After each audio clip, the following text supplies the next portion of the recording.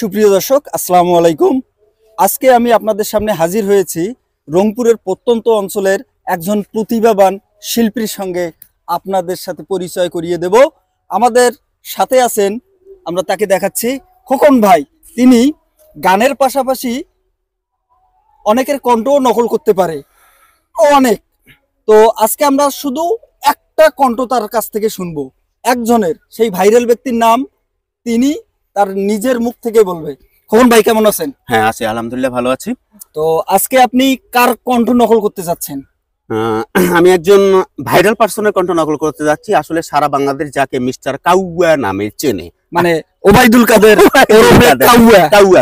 হ্যাঁ, আপনি কণ্ঠটা নকল করতে চাচ্ছেন? হ্যাঁ, তার কণ্ঠটা নকল করতে যাচ্ছি। সুপ্রিয় দর্শক, আমরা আপনাদেরকে বলে রাখি, আপনাদের যদি আমরা রেসপন্স পাই তাহলে আমরা এক এক করে সবারই কণ্ঠ নকল করে শোনাবো। জাস্ট আজকে আপনাদেরকে একটা শুধু কণ্ঠ নকল করে শোনাবো।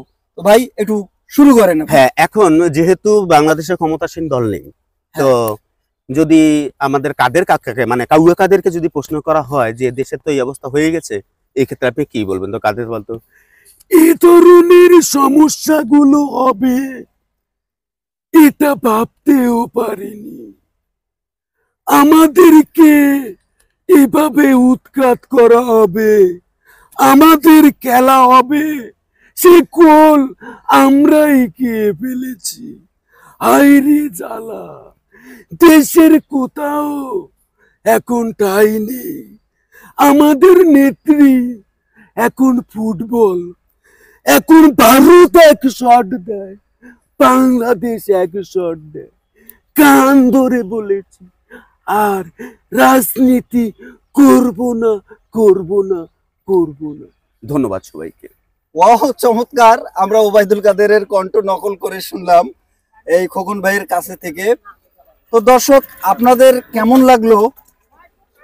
ঠিক ওবায়দুল কাদেরের মতো হয়েছে কিনা সেটা আপনারাই কমেন্ট করে আমাদেরকে জানাবেন।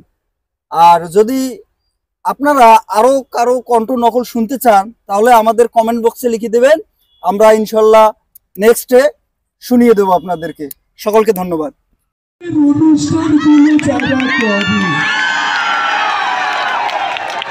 এরাও অনেক ভালো মানুষ। আমার মনে অনুষ্ঠান এবার হয়েছে, আবার হবে, এটা বলতেই পারি। বিয়ে হয় না কেন? উনি আমি বললো এই তো তোদের ছেলে পেলে বেতন কুচিয়ে থেকে বিয়ে সাথে ছুটি না, তারা বিদেদের কোথাও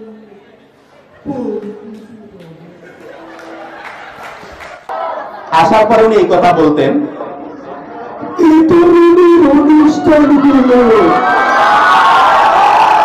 শুধুমাত্র 52 বাংলার ক্ষেত্রে সম্ভব।